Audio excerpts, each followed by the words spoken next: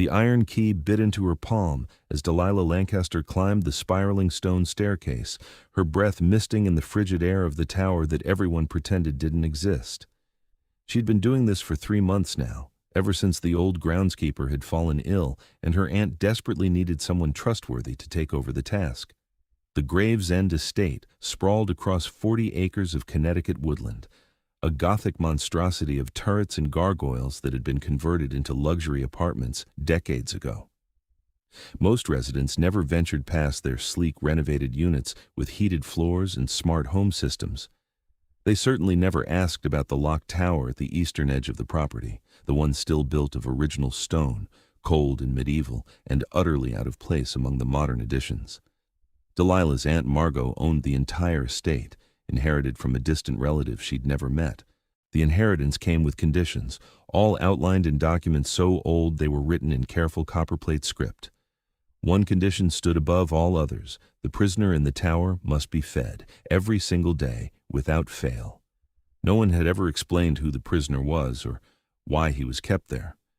The contract promised severe legal consequences if the duty was neglected, consequences Margot swore would bankrupt her.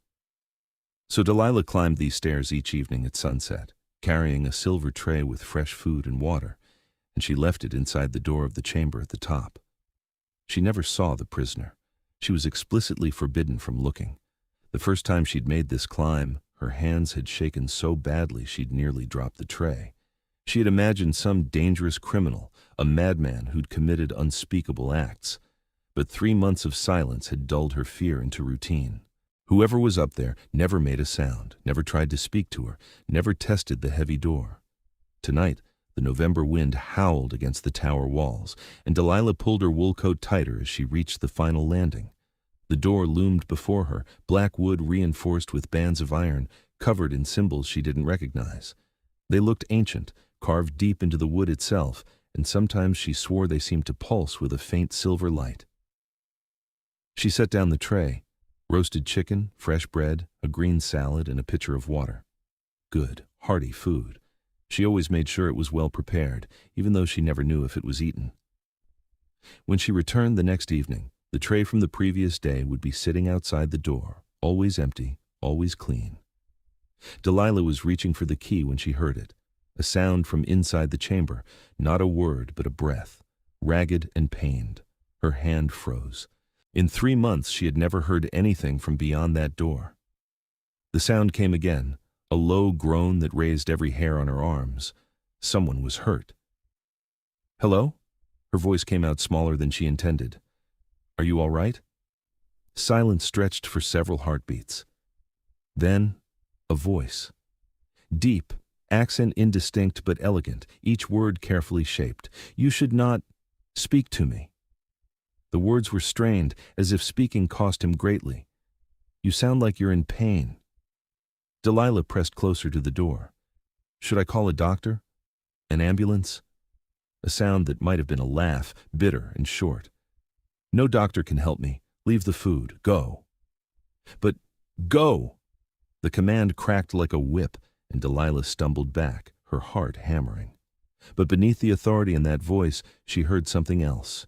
Desperation. Fear.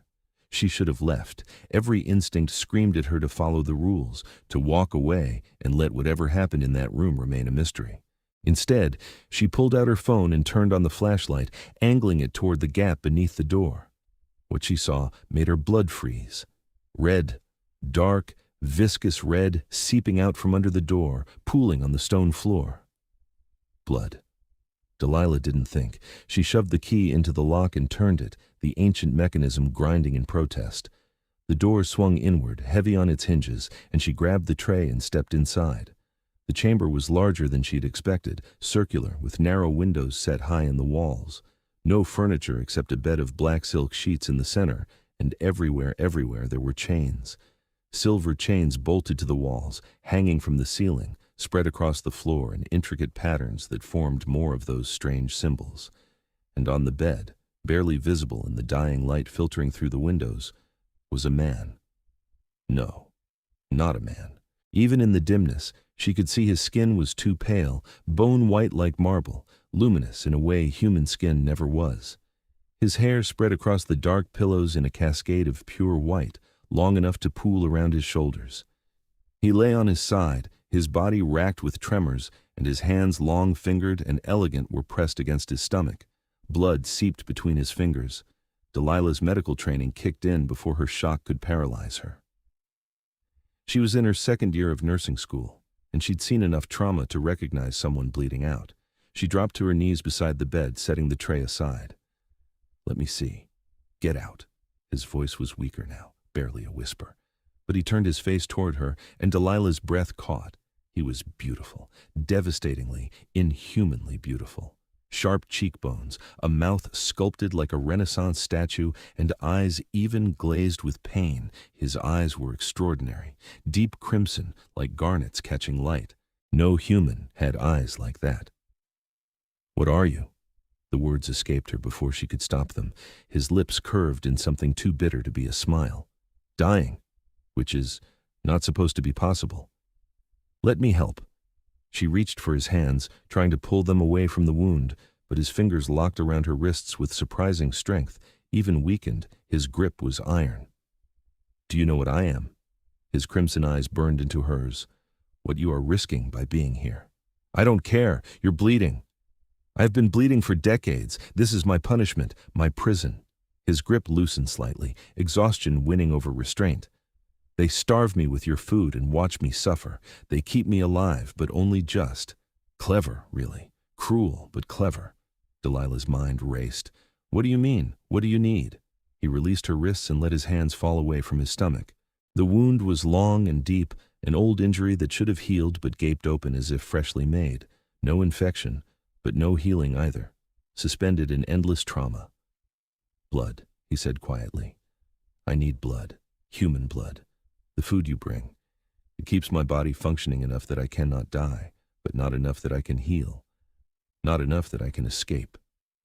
His eyes closed. "They are very careful, my jailers. The chains are pure silver. I cannot touch them. The symbols bind my power, and the food, the cursed food, keeps me in this limbo, too weak to break free, too sustained to fade." Vampire.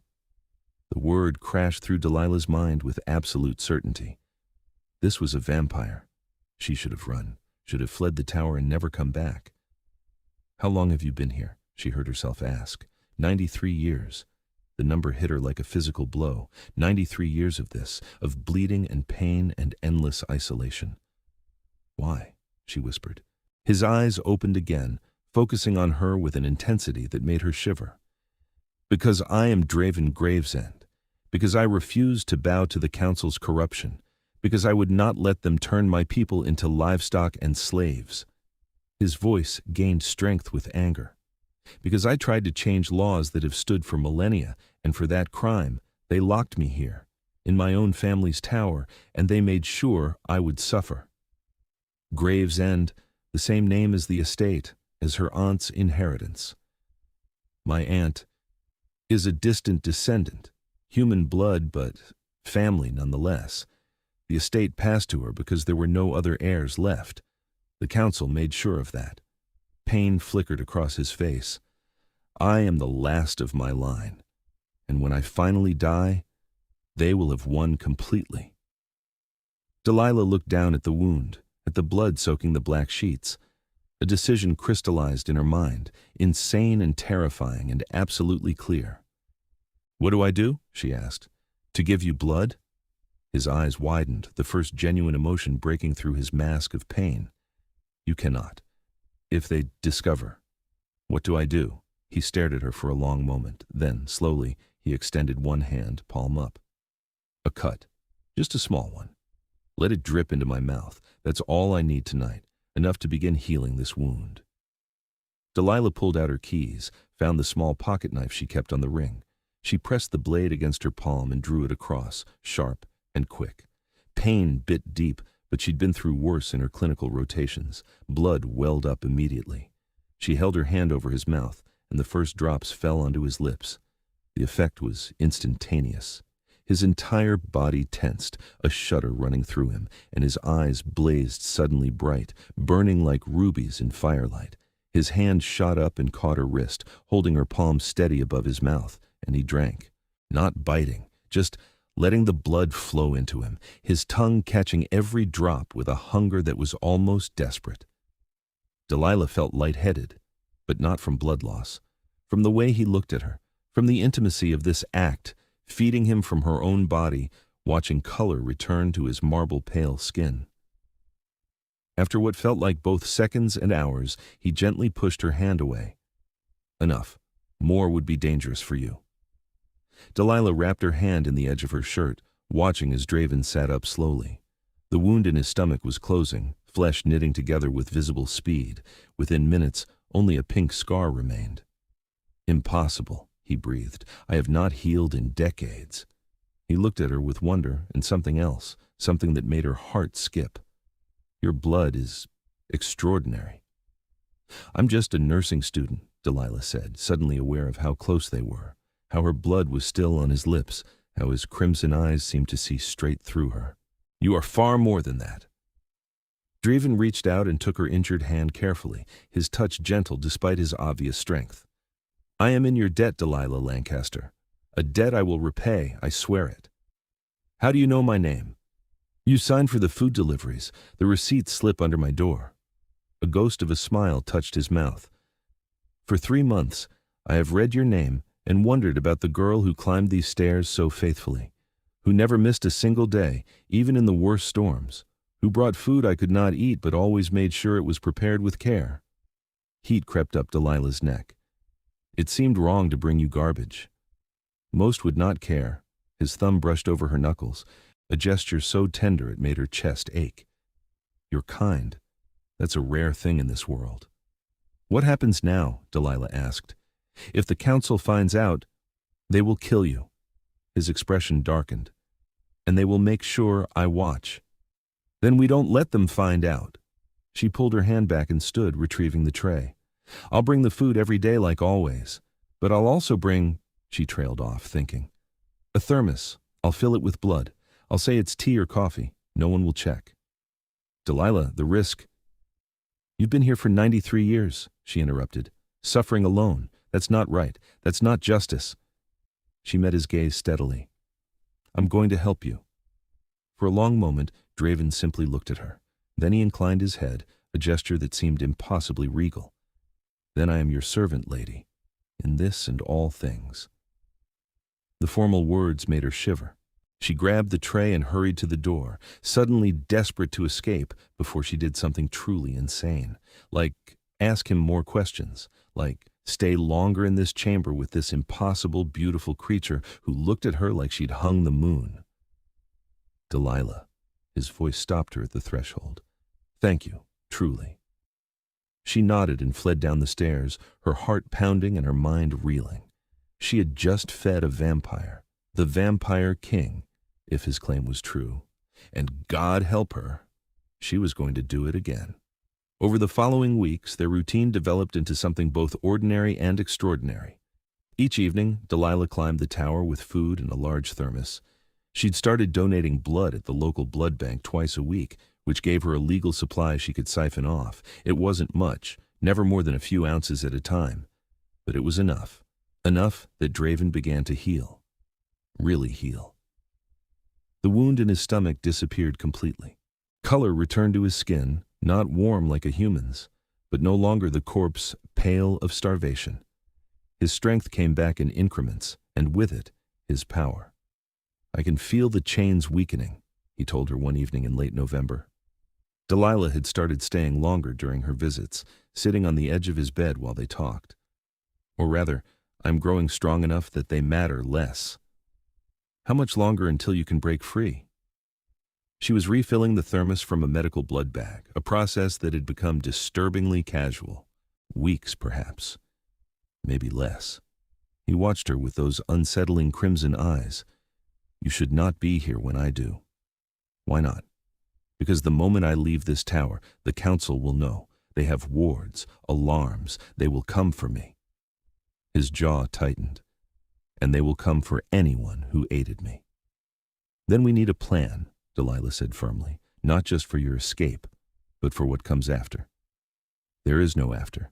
Draven stood and paced to the window, his movements fluid and predatory now that he'd regained his strength. The Council rules the vampire world. They have armies, ancient powers, allies in every nation. I am one vampire, no matter my bloodline. I cannot fight them all. You said you tried to change their laws. What laws? He was silent for a long moment. Then, vampires feed on humans. That is our nature. But the old laws, the ones I grew up under, demanded honor. We took only what we needed, never to the point of death, and never from children. We lived in shadows, yes, but we did not slaughter. His hands curled into fists. The Council changed that. They began sanctioning hunts, encouraging young vampires to see humans as cattle. They established feeding houses where humans were kept in cages, bled continuously until they died, all in the name of vampire supremacy. Delilah felt sick. That's monstrous. Yes. He turned to face her. I tried to stop it. I used my position as king to pass new laws, to shut down the feeding houses, to punish vampires who killed recklessly. For 10 years, I fought the Council, and then they fought back. His expression was bleak. They orchestrated a coup, killed my family, scattered my supporters, and locked me here, in my ancestral home, to rot for eternity. But you're not going to rot. Delilah said. You're going to get out, and you're going to fight them again. Delilah. You're a king. She stood and crossed to him, her conviction burning bright. You said you have a bloodline. That means something, doesn't it? Among vampires? It means I have a claim to rule, Draven admitted, but a claim without power is meaningless.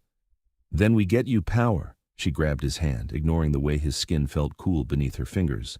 You said you had supporters. Are they dead? All of them? No. Some went into hiding. Others bent the knee to save themselves. He looked down at their joined hands, his expression conflicted. I do not blame them. They have families, territories. The Council would have destroyed them all. So we find them? We remind them what they're fighting for. Delilah squeezed his hand. You're not alone anymore, Draeven. He stared at her with something close to awe. You have no idea what you are saying. The danger. I know exactly what I'm saying. She met his gaze unflinchingly. I'm saying I believe in you. I'm saying what the Council did was wrong, and someone needs to stand against them. I'm saying, she took a breath, I'm saying I'm with you, whatever happens. Draven raised their joined hands and pressed her fingers to his lips, a gesture so old-fashioned and intimate it stole her breath. You are either the bravest person I have ever met or the most foolish. I have not decided which. Can't it be both? His laugh was startled and genuine, transforming his face. For a moment, she saw not the vampire king or the prisoner, but just a man, someone who'd been alone for so long he'd forgotten what it felt like to have an ally. Yes, he said softly. I suppose it can. That was the night everything changed between them. An unspoken acknowledgement passed in the comfortable silence that followed, in the way Draven kept hold of her hand even after the moment had passed, in the way Delilah found herself reluctant to leave when the hour grew late. She was falling for him. It was insane and impossible, but undeniable. And from the way he looked at her with a hunger that had nothing to do with blood, she suspected he felt the same. December arrived with heavy snowfall that blanketed the estate. Delilah told her aunt she was studying for finals and spent most of her free time in the tower. She brought her textbooks and studied, while Draven told her stories of the vampire world, of courts that met beneath centuries-old castles, of territories that spanned continents, of powers that sounded like magic, but were simply the apex of what immortality could achieve. Can you read minds? She asked one evening, looking up from her anatomy notes. No, that is a myth. Draven sat beside her, close enough that their shoulders brushed. He'd taken to sitting near her these past weeks, seeking contact in small, careful ways.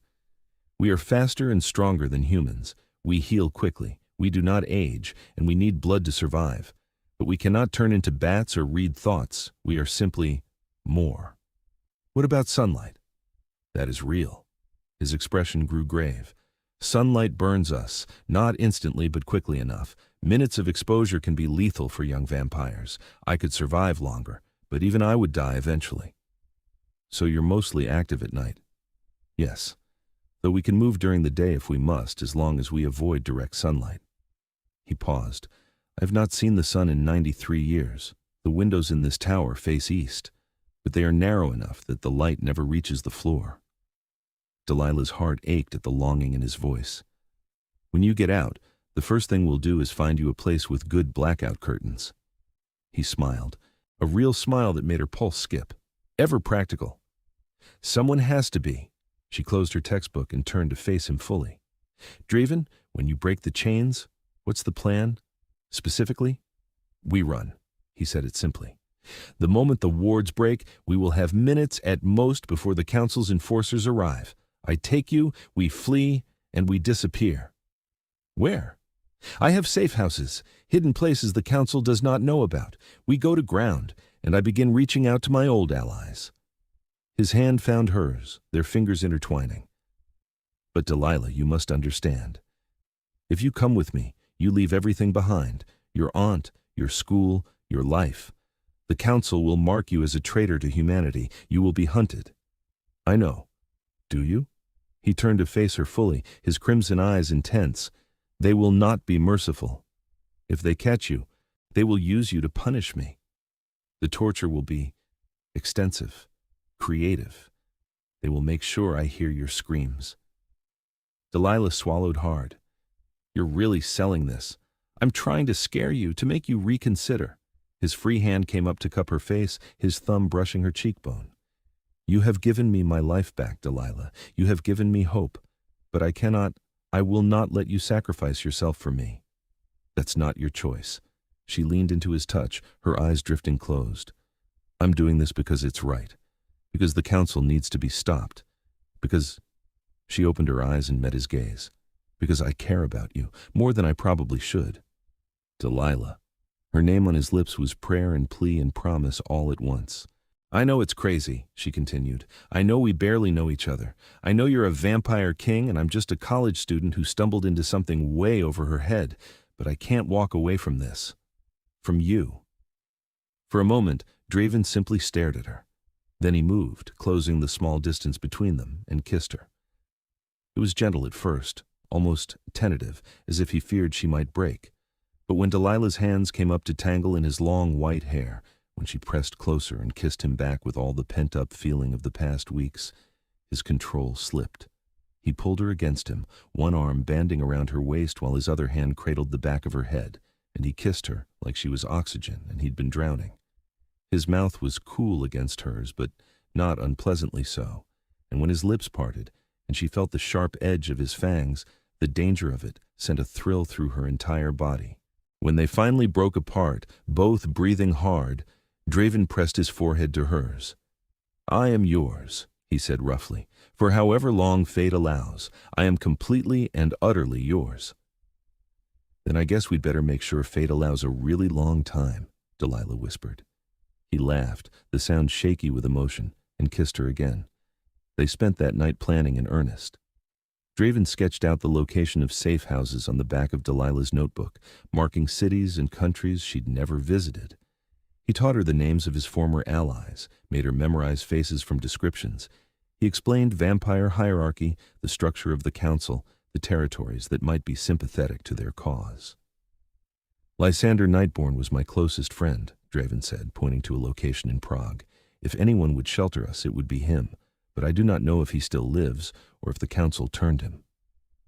We'll find out, Delilah said.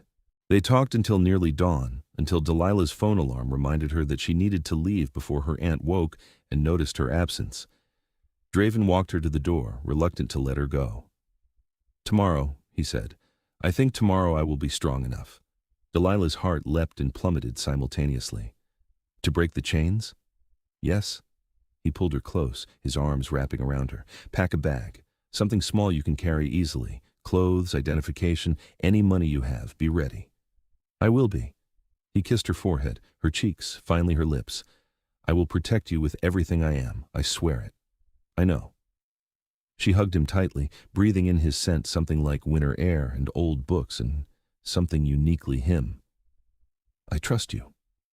The next evening, Delilah climbed the tower with her backpack slung over her shoulders and her heart in her throat. She'd withdrawn all her savings, not much, but enough to help in packed essentials. She'd written a note for her aunt, explaining nothing but apologizing for everything. She'd left it on her bed, where it would be found eventually. The door to Draven's chamber stood ajar. Delilah pushed it open and found him standing in the center of the room, surrounded by broken silver chains. They lay scattered across the floor in pieces, snapped like thread. The symbols on the walls flickered and died as she watched, their power exhausted. Draven turned to face her, and her breath caught. He looked different, not in appearance but in presence. He stood taller, moved with absolute confidence, and his eyes blazed with power barely contained. This was not the wounded prisoner she'd been feeding for weeks. This was a king. "It is done," he said. His voice resonated with authority that made her shiver. "The wards are broken. They know." As if summoned by his words, a sound split the night. A howl, inhuman and furious, echoing across the estate grounds. "They are here!" Draven crossed to her in 2 strides and took her hand. "Stay close to me. Do not let go no matter what happens." "I won't," Delilah promised. He led her to the window and looked out at the night. Below, figures moved through the snow, too many to count, all converging on the tower. "Can we fight them?" Delilah asked. "Not all of them. We run." Draven pulled her against his chest, one arm locked around her waist. "Hold on!" Then he jumped. Delilah swallowed her scream as they plummeted from the tower window, 3 stories of empty air rushing past. But Draven landed in the snow with impossible grace, barely bending his knees, and immediately took off running. He moved faster than should have been possible, each stride covering impossible distances, and Delilah clung to him as the world blurred around them. The forest whipped past, trees reduced to dark streaks, and behind them the howls grew closer. "They are fast!" Draven gritted out. "Very fast!" "Faster than you?" "Some of them, yes." He veered sharply left, leaping over a frozen stream. "The council sent their best hunters. They want me badly." A figure dropped from the trees ahead, landing in their path. Delilah glimpsed white hair and crimson eyes, a vampire woman in black tactical gear, before Draven changed course without slowing. But more figures appeared, hemming them in, driving them toward the road. "There," Delilah pointed. Through the trees she could see headlights, a car speeding along the narrow forest road. Draven didn't hesitate. He burst from the tree line directly into the car's path. Brakes squealed, the vehicle fishtailing on the icy road, and before it could even stop completely, Draven wrenched open the driver's door. "Out!" he commanded, his voice layered with power that Delilah felt in her bones. The driver, a middle-aged man in a business suit, stumbled out without protest, his eyes glazed. Thrall, Delilah realized. Draven could control human minds to some degree. He shoved Delilah into the passenger seat and took the wheel, slamming the car into gear. They peeled out, tires spinning, just as the first vampire reached the road. "Get down!" Draven shouted. Delilah ducked as the rear window exploded inward, safety glass showering the back seat. Someone had landed on the roof. Metal groaned as claws punched through, peeling back the roof like a tin can. Draven swerved violently, and the vampire on the roof lost his grip, tumbling off into the darkness. But more were coming, running alongside the car with inhuman speed. "How far to the nearest safe house?" Delilah asked, trying to keep her voice steady. "Too far." Draven took a turn at a speed that should have flipped the car. "We need to lose them first." He drove like a man possessed, which Delilah supposed he essentially was. They screamed through winding forest roads, the speedometer climbing past 90, past 100. The pursuing vampires began to fall back, unable to maintain the pace, all except one. He paced the car effortlessly, his long white hair streaming behind him, his expression coldly amused. Unlike the others, he wore no tactical gear, just elegant dark clothing that marked him as nobility. When his eyes met Delilah's through the broken window, she saw ancient cruelty there. "Counselor Theron," Draven snarled. "They sent a counselor." "I am honored you remember me, Your Majesty." Theron's voice carried easily over the roar of the engine. 93 years and still so much fight in you. Admirable, truly." "Get away from my car," Draven said through gritted teeth. "Or what? You will crash and kill your little human pet?" Theron laughed. "I think not. You care for her too much. I can smell it on you both. Love, how pedestrian." He reached through the window, claws extended toward Delilah's throat. She jerked back, but the space was too confined, nowhere to go. Draven's hand shot out and caught Theron's wrist. For a moment the two vampires strained against each other, power meeting power. Then Draven twisted sharply and slammed Theron's arm against the window frame with bone-breaking force. Theron hissed in pain and rage, losing his grip on the car. He fell back, tumbling across the asphalt, but Delilah knew he wasn't truly hurt. Vampires healed too quickly. "We cannot outrun them forever," Draven said. "We need help." "Your friend in Prague?" "No, somewhere closer." He pulled out his phone one-handed, somehow managing to scroll through contacts while driving at breakneck speed. "Someone who owes me a very old debt." He made the call, speaking rapidly in a language Delilah didn't recognize. When he hung up, some of the tension had left his shoulders. "There's a safe house 20 miles north. A friend will meet us there." He glanced at her, his expression softening despite their circumstances. "Are you hurt?" "No, terrified, but not hurt." She reached over and took his free hand, needing the contact. "You?" "I am well." He squeezed her fingers. "You're very brave, Delilah Lancaster." "I'm really not. I'm pretty sure I'm going to throw up as soon as we stop." That surprised a laugh out of him. "Then you are brave and honest. An even rarer combination." They drove in tense silence for another 10 minutes, Draven constantly checking the mirrors. The pursuit seemed to have fallen back, but neither of them relaxed. Finally, he turned onto a private drive that wound up a steep hill. At the top sat a house that looked like it had been transplanted from the French countryside, all stone and ivy and Gothic elegance. Before they'd even stopped, the front door opened and a vampire stepped out. She was stunning, with waist-length white hair and features that could have graced ancient coins. She wore a flowing dress in deep burgundy, and her eyes, pale gold rather than crimson, fixed on Draven with an expression of profound relief. "Draven Gravesend," she said as they emerged from the wrecked car. "I thought I would never see you again." "Victoria." Draven approached her and they embraced, a greeting between old friends. "Thank you for this. You saved my daughter's life 3 centuries ago." Victoria stepped back and studied him. "I have owed you a debt since then. I am only glad I can finally repay it." Her gaze shifted to Delilah, assessing. "And this is the human who freed you?" "Delilah Lancaster," Draven said, pulling Delilah to his side.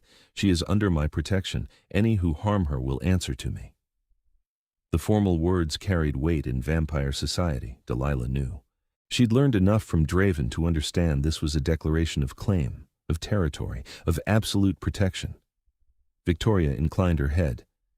"Then she is welcome in my house. Come, quickly. The council's hunters will regroup soon, and I would rather not face them at my doorstep."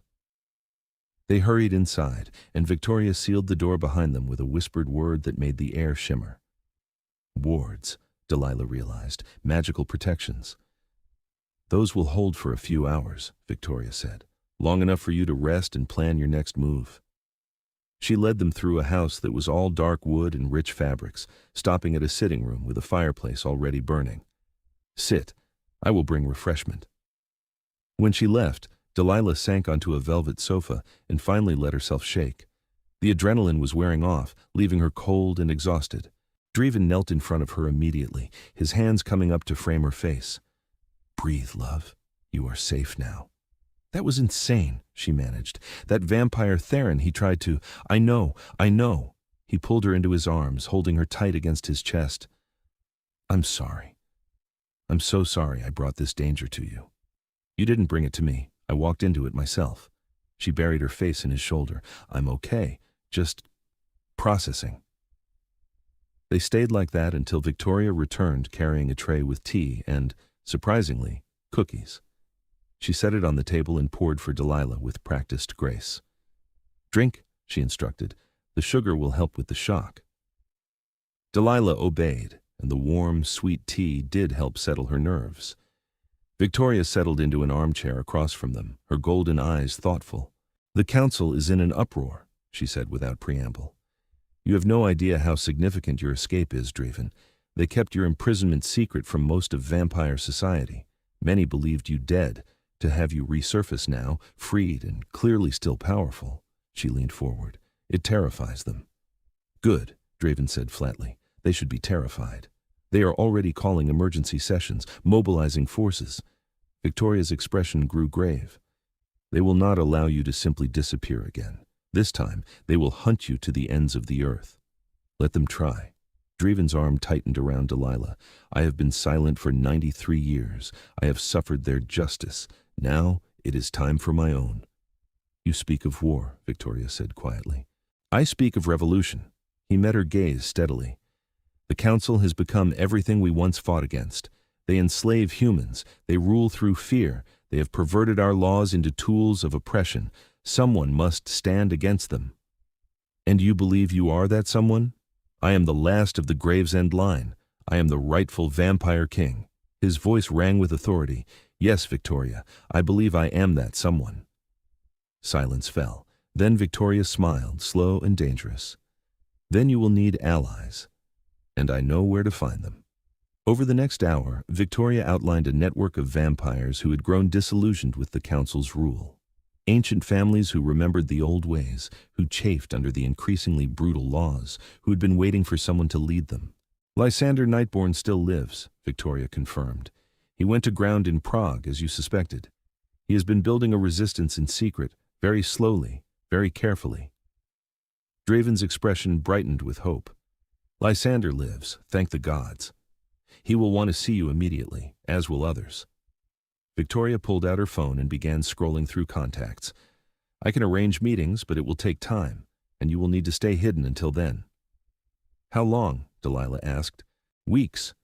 Perhaps a month. Victoria glanced at her. I know it seems long, but vampire politics move slowly. We must contact the right people, arrange secure locations, ensure the council does not learn of our plans. A month of hiding, Draeven said. Can your wards hold that long? No, the council will find this place eventually. Victoria stood. But I have other properties. We will move you every few days, keep you ahead of their search. It will be uncomfortable, but safe. Then we do it. Draeven looked at Delilah. If you are still willing. She thought about her aunt, her schooling, the normal life she'd had just yesterday. Then she looked at Draeven, at the hope burning in his crimson eyes, at the possibility of real change in a world she'd only just learned existed. I'm willing, she said firmly. Victoria's smile was approving. You chose well, Draeven. She has steel in her spine. They spent the night at Victoria's house, resting in a guest room that was probably larger than Delilah's entire apartment.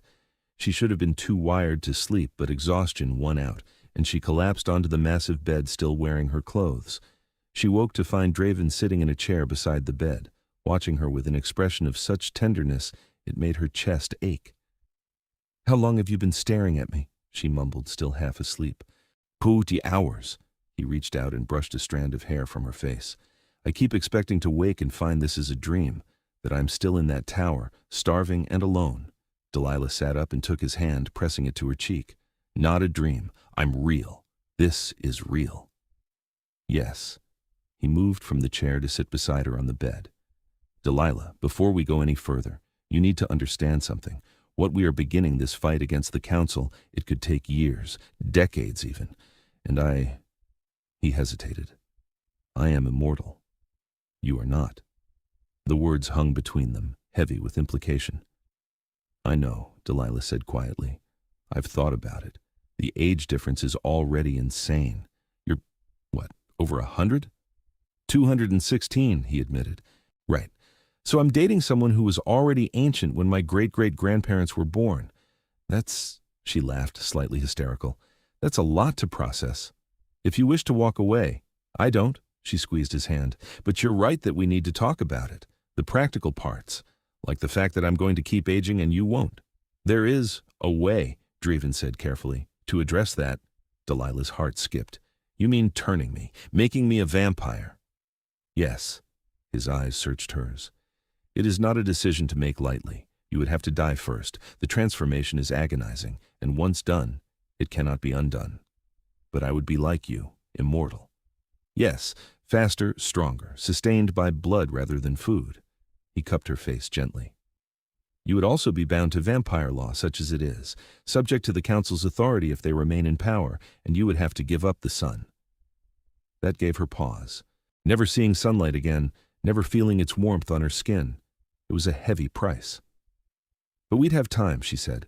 Real time, not just years, but centuries. If that is what you want, Draven said. But Delilah, you need not decide now. You are so young. You have barely lived. I will not steal your humanity from you before you have had a chance to experience it fully. What if I want you to? His eyes flashed with hunger and restraint warring together. Then I would still ask you to wait, at least until this war with the Council is settled. You should make such a choice in peace, not in the chaos of revolution. He was right, Delilah knew, but part of her wanted it anyway, wanted the certainty of forever with him. Still, she nodded. Okay. We table the vampire conversation for later. Thank you. He leaned in and kissed her, soft and sweet. For understanding. They spent that day planning with Victoria, who proved to be as cunning as she was elegant. She had connections throughout the vampire world, and she used them ruthlessly, sending out carefully worded messages to old allies. The response is already building, she reported that evening. Word of your return is spreading. Many are eager to meet with you. And how many are informing the Council? Draven asked cynically. Some, certainly, but less than you might think. Victoria smiled. The Council is not as beloved as they believe. Their brutality has made enemies. That night, they moved to a different property, a converted church in rural Vermont. The next day brought another move, this time to a penthouse in Boston. Each location had wards and protections. Each was owned by vampires loyal to Victoria, and each brought new allies into their growing network.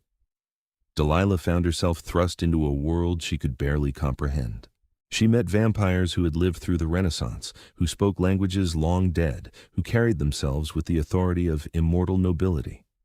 And she sat beside Draven as he spoke to them, making his case, explaining his vision for a vampire society that could coexist with humanity rather than prey upon it. We have hidden in shadows for millennia, he told a gathering of vampire lords in a mansion outside Philadelphia. We have ruled through fear and violence, and what has it brought us? Constant war with human hunters, paranoia, degradation of our own honor. His crimson eyes swept the room. Our ancestors built empires. They created art and philosophy. They were poets and scholars as well as warriors. What are we now? Mere predators. The Council has reduced us to base creatures concerned only with blood and power. Pretty words, one lord challenged, but how do you propose to change thousands of years of culture? By remembering what we once were, Draven replied, and by punishing those who have forgotten.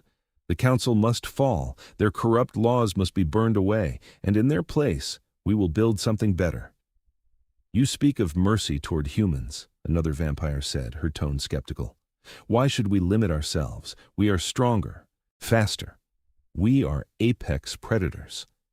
Because endless predation breeds extinction, Draven said. Humans now have weapons that can destroy us utterly. They have technology we cannot match. If we continue to treat them as cattle, eventually they will unite and exterminate us. But if we can find balance, if we can treat them as partners in this world rather than prey, we ensure our own survival. The arguments went on for hours, but slowly Draven won them over. His conviction was magnetic, his vision compelling, and the fact that he had survived 93 years of torture without breaking spoke to a strength that commanded respect. By the end of the first week, they had gathered 20 vampire lords to their cause. By the second week, that number had doubled. It is time to contact Lysander, Victoria said. You have enough support now that he will take the risk of meeting. The call was arranged, and 3 days later, they flew to Prague.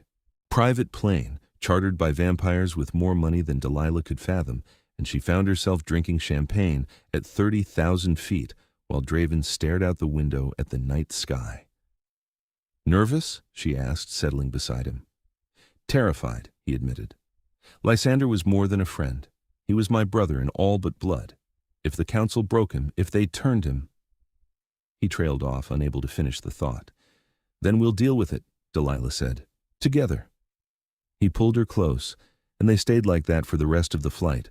Prague was beautiful even in winter, the old city glittering with snow and Christmas lights. They were driven to a castle on the outskirts, a Gothic fortress that looked like something from a fairy tale. Lysander Nightborn met them in the great hall. He was tall and elegant, with white hair that fell to his waist and eyes of the palest blue Delilah had ever seen. He wore modern clothing, dark jeans, and a cashmere sweater, but carried himself with ancient nobility. When he saw Draven, he stopped dead. For a long moment, neither vampire moved. Then Lysander crossed the space between them in a blur and pulled Draven into a crushing embrace. "You live," he said hoarsely. "Gods and monsters, you live." "I live," Draven confirmed, returning the embrace with equal fervor. "Thanks to Delilah." Lysander pulled back and looked at her, his pale eyes assessing. Then he bowed, deep and formal. "Then I owe you a debt beyond measure, lady. You have returned my king and my brother to me." "I just gave him some blood," Delilah said, embarrassed. "She saved my life and my sanity," Draven corrected. "She freed me when no one else even knew I still existed. She is the reason I stand here now." Lysander smiled, and Delilah saw genuine warmth there. "Then she is welcome in my house and under my protection for all her days." They spent the evening catching up. Lysander had built a quiet resistance over the decades, vampires who were loyal to Draven's vision of honor and balance. He had safe houses across Europe, allies in positions of power, and intelligence on council operations. "They have become complacent," Lysander explained over a dinner that Delilah ate while the vampires sipped blood from crystal glasses. "They believe themselves untouchable. That arrogance is our advantage." "Tell me about the council's current structure," Draven said. "Who leads them now?" "Theron, whom you have already met. He is first counselor, the most powerful." Lysander's expression darkened. "He is also the one who orchestrated your downfall. He wanted your throne, Draven. He still does." "Then he will have to pry it from my cold, dead hands," Draven said coolly. "Who else sits on the council?" Lysander listed names and territories, painting a picture of a vampire government that was powerful but fractured. Many council members were old rivals, kept in check only by Theron's iron rule. "If we can fracture their unity, we have a chance," Draven mused. "Turn them against each other." "Risky," Victoria said. "If it backfires, they will unite against us." "Then we do not give them the chance." Draven stood and began to pace, his mind clearly racing. "We strike fast and hard. We expose their corruption, rally the vampire population, and challenge their authority before they can organize a response." "You are talking about open war," Lysander said. "I am talking about justice," Draven corrected. "The council has ruled through fear for too long. It is time someone reminded them that power comes from the consent of those being governed. If vampire society rejects them, they have no authority." "A revolution," Victoria breathed. "You truly mean to do this?" "I do." Draven's crimson eyes burned with conviction. "Will you stand with me?" Lysander stood immediately. "Always." Victoria rose more slowly, but her smile was fierce. "I have lived too long under their cruelty. Yes, I stand with you."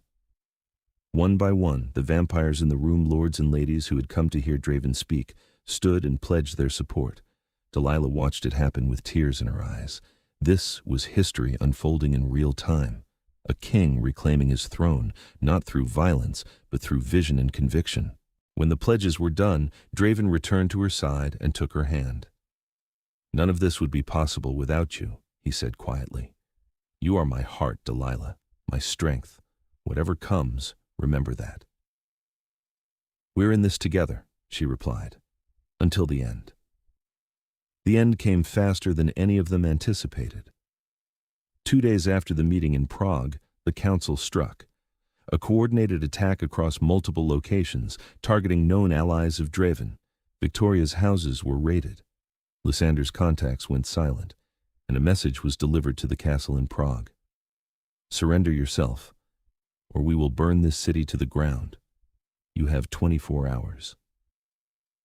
"They are bluffing," Lysander said, staring at the message. "They cannot actually burn Prague. The human world would notice." "They do not care," Draven said flatly. "They would rather rule over ashes than lose control." "Then what do we do?" Delilah asked. Draven looked at her, and she saw the king in him fully now. The commander who had led armies, the ruler who had shaped nations. "We do not hide. We do not surrender." He turned to the assembled vampires. "We challenge them, formally, by the old laws." Shocked silence. "The old laws have not been invoked in 5 centuries, Victoria said. Then it is time to remind everyone they still exist. Draven's voice rang with authority.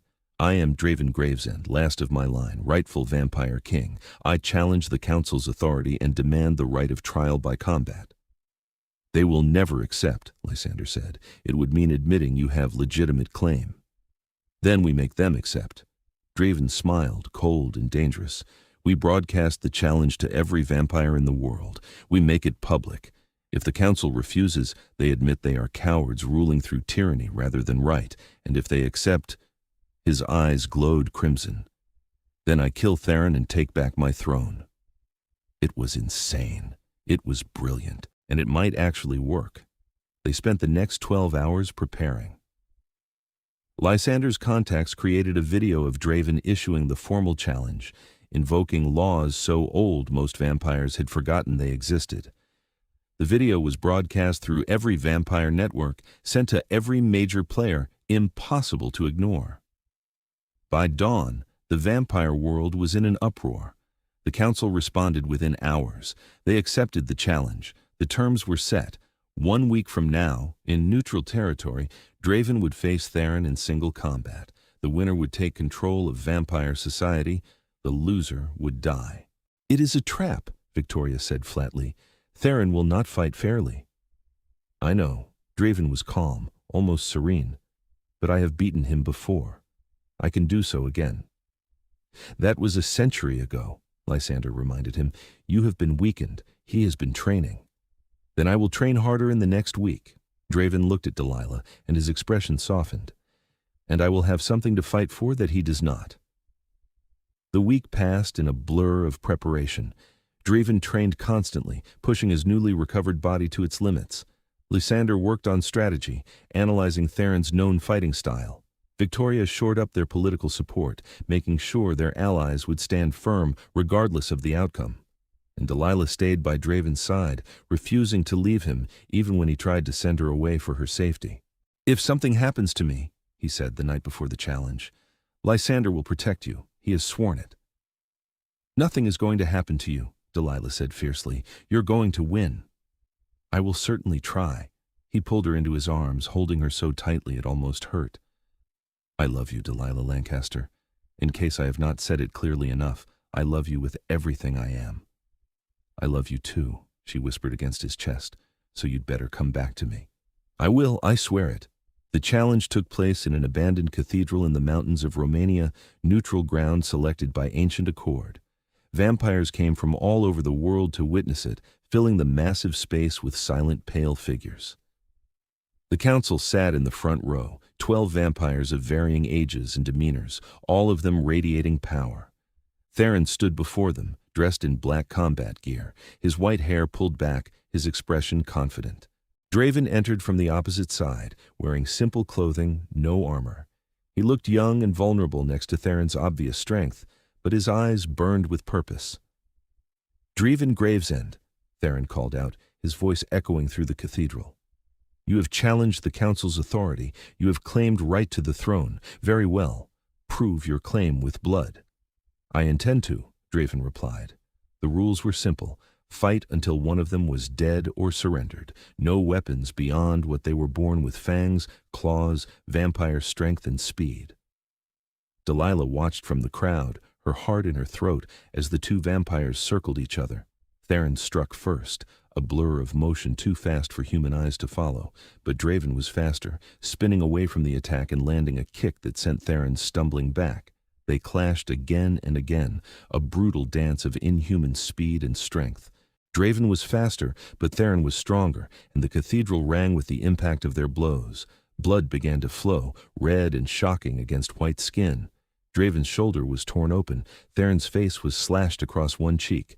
The fight raged on, neither giving ground, both too proud to yield. Then Theron made a mistake. He lunged too far, overextended, and Draven saw the opening. He moved like lightning, catching Theron's arm and twisting, breaking bone with an audible snap. Theron howled in pain and fury, but Draven didn't let up. He drove Theron to the ground and pinned him there, one hand wrapped around his throat. Yield, Draven commanded. Never, Theron spat. Then die. Draven's fangs extended, and he tore out Theron's throat in one savage motion. Silence fell across the cathedral. Then, slowly, vampires began to kneel. First one, then another, then entire rows, until every vampire in the space was kneeling before Draeven, acknowledging their king. Draeven stood, bloodied and victorious, and his voice rang out clear and strong. "The council is dissolved. I claim the throne by right of blood and combat. Any who challenge me, speak now." No one spoke. "Then hear my first decree," Draeven continued. "The feeding houses are closed. The hunts are ended. Any vampire who kills a human without cause will answer to me.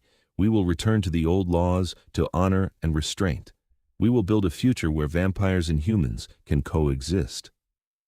His eyes swept the crowd. "This is my vision. This is my law. Obey or face exile." Still, no one challenged him. Draeven stepped down from the platform and walked directly to Delilah. In front of the entire vampire world, he pulled her into his arms and kissed her. "It is done," he murmured against her lips. "We won." Delilah clung to him, relief and joy and love overwhelming her. "We won," she echoed. The aftermath took weeks to settle. The council's former members either bent the knee or were driven into exile. Draeven established a new government, one with checks on power and protections for both vampires and humans. He worked tirelessly, rebuilding structures that had been corrupt for centuries. And through it all, Delilah stood beside him. She became known throughout vampire society as the human queen, the woman who had freed the king and stood with him through revolution. Some vampires resented her, but most came to respect her. She proved herself clever and compassionate, helping to bridge the gap between vampire and human worlds. 6 months after the challenge, Draeven took her back to the tower where it had all begun. "This is where I was broken," he said, standing in the chamber that had been his prison. "And this is where I was saved." "What will you do with it?" Delilah asked. "Tear it down, I think. Build something new in its place." He turned to her. "A school, perhaps. A place where young vampires can learn the old ways, the honorable ways." "I like that idea." He took her hands in his crimson eyes serious. "Delilah, I have waited as we agreed. 6 months of peace, of stability, time for you to experience life as a human, to be certain of your choice." He took a breath. "I am asking now. Will you let me turn you?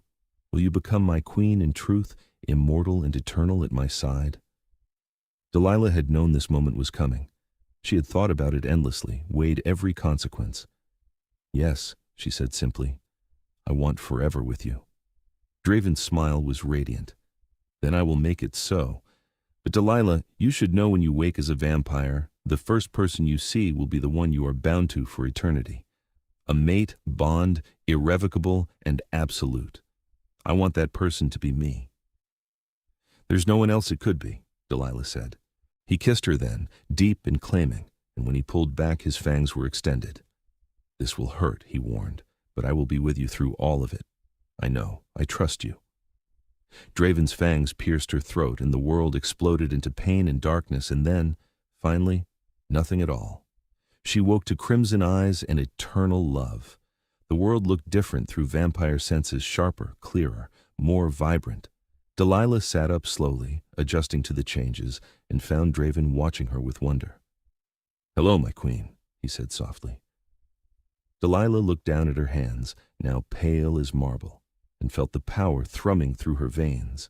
She was faster now, stronger, eternal, and she was his, just as he was hers. "Hello, my king," she replied. They rebuilt the vampire world together over the following decades. Delilah proved to be a natural leader, beloved by their people, feared by their enemies. She and Draeven ruled with wisdom and strength, creating a society that honored both its vampire nature and its responsibility to the wider world. The feeding houses never reopened. The brutal hunts became stories told to warn young vampires of what they must never become. And slowly, carefully, vampires began to integrate with human society in ways they never had before. Some humans learned the truth and became allies. Others remained blissfully ignorant, protected by careful vampire discretion. But the terror and cruelty of the old council's rule faded into history. 50 years after that night in the tower, Delilah stood on a balcony overlooking Prague, Draeven's arms wrapped around her from behind. They had just finished hosting a summit between vampire leaders and human government officials, an unprecedented meeting that had gone far better than anyone expected.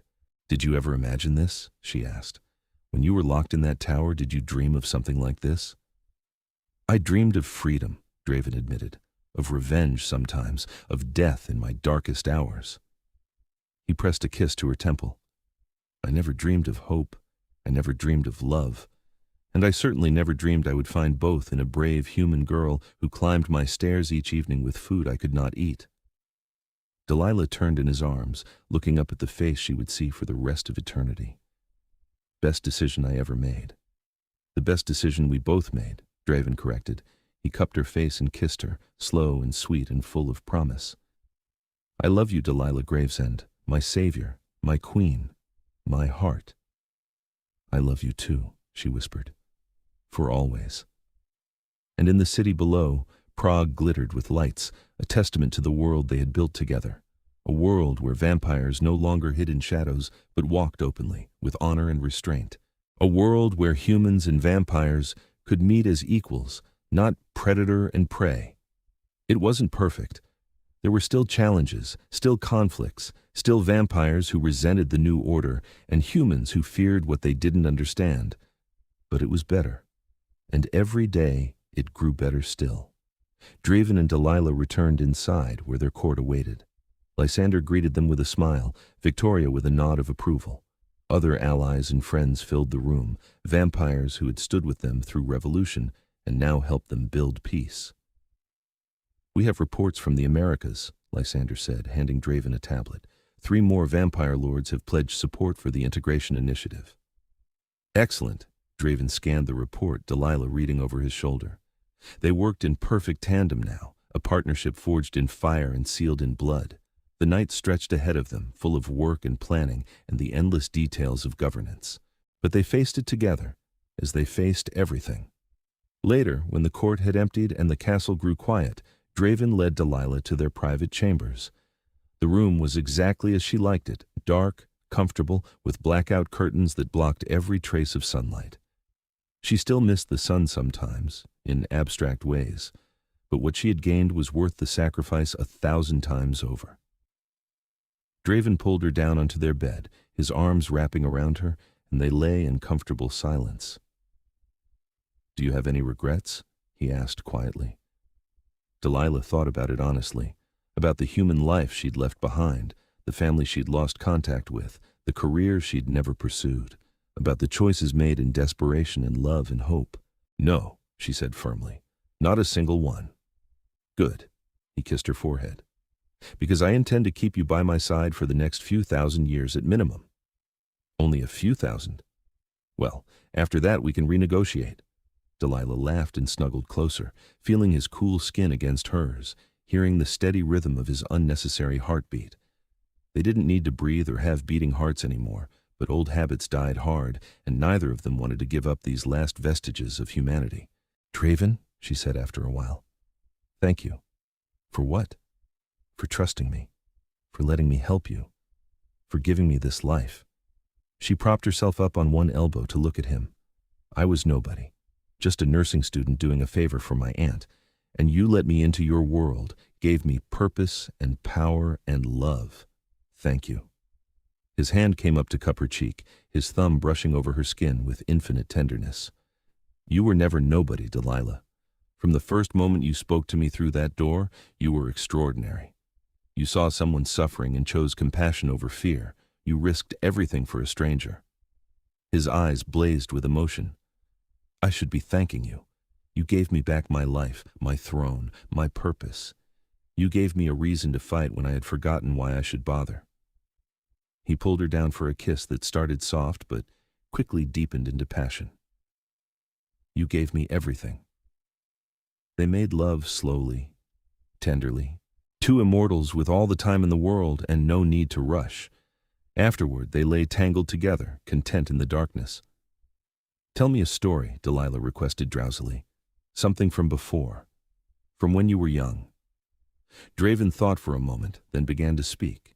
He told her about his childhood in the 16th century, about learning to hunt in forests that no longer existed, about courts lit by candlelight where vampires danced to music that had been forgotten for centuries. He told her about his parents, long dead, who had taught him honor and duty, about his siblings, lost in the council's purge, about the weight of being the last of his line and the relief of finally having someone to share that burden with. Delilah listened, storing every detail away like treasure.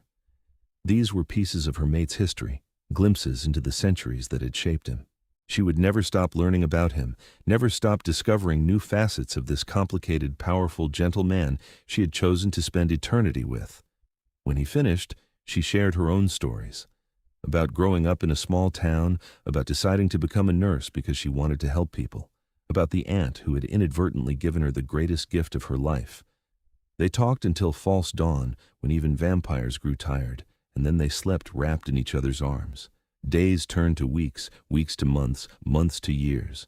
The vampire world stabilized under their rule. Draeven's reforms took root, changing the culture from one of predation to one of coexistence. It wasn't easy, and there were setbacks, but progress was undeniable. Delilah found her place as queen, developing initiatives to protect vulnerable humans from rogue vampires and establishing protocols for vampire-human interactions. She became known for her fairness and her fierce protection of both species, and through it all, her love for Draeven only grew stronger. One night, exactly 100 years after she had first climbed those tower stairs, Draeven surprised her with a trip back to the Gravesend estate. The tower was gone, torn down decades ago. In its place stood a beautiful school, exactly as Draeven had envisioned. Young vampires learned there, taught the old ways of honor and restraint. "I wanted to show you something," Draeven said, leading her to a courtyard at the school center. In the middle of the courtyard stood a statue.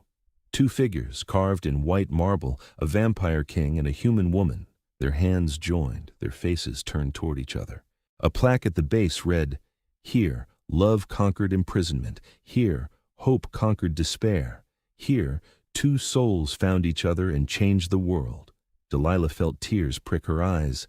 Vampire tears, rare and precious. "It's beautiful. It's our story," Draeven said.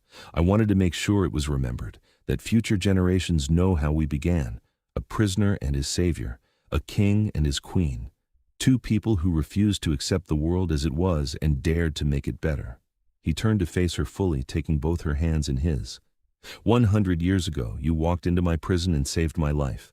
Today, I want to promise you another 100 years, and another after that, and another, until time itself runs out." His crimson eyes blazed with love and devotion. "You are my everything, Delilah, my heart, my soul, my reason for existing. I will love you until the stars burn out." "And I will love you just as long," Delilah whispered. "Forever. Draeven. I promise you forever." They kissed beneath the statue of their younger selves, two immortals who had found in each other something rarer than any magic or power. They had found home. Years continued to pass, measured now in decades rather than days. Draeven and Delilah's rule became legendary, a golden age of vampire history. They faced challenges, rebellions, political intrigue, the occasional rogue vampire who rejected their reforms, but they faced everything together. They traveled the world, visiting their territories, meeting with allies, always working to strengthen the peace they had built. They made friends among both vampires and humans, building bridges that had never existed before. And in quiet moments, in the privacy of their chambers or walking through moonlit gardens, they simply enjoyed being together, talking, laughing, making love, existing in the comfortable intimacy of two people who knew each other completely.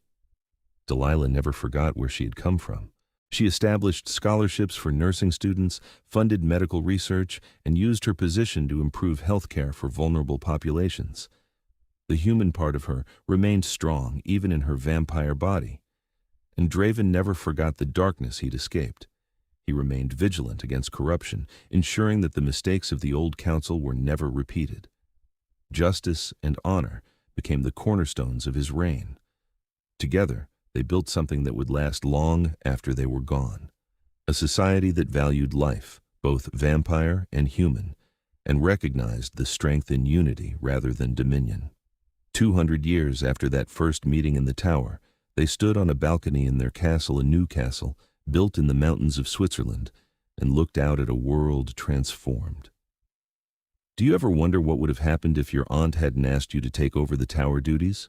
Draven asked, his arm around Delilah's waist. "Sometimes," she admitted, "but I think fate would have found a way to bring us together. Some other path, some other moment. We were meant for this, meant for each other." "I believe you are right." He pulled her closer, pressing a kiss to her temple. "Thank you, Delilah. For everything. For then. For now. For always." "Thank you," she echoed, "for trusting me, for loving me, for being exactly who you are." They stood together as night deepened around them, two eternal beings content in each other's presence. The vampire king and his queen, the prisoner and his savior, two halves of one soul, finally, permanently, perfectly complete.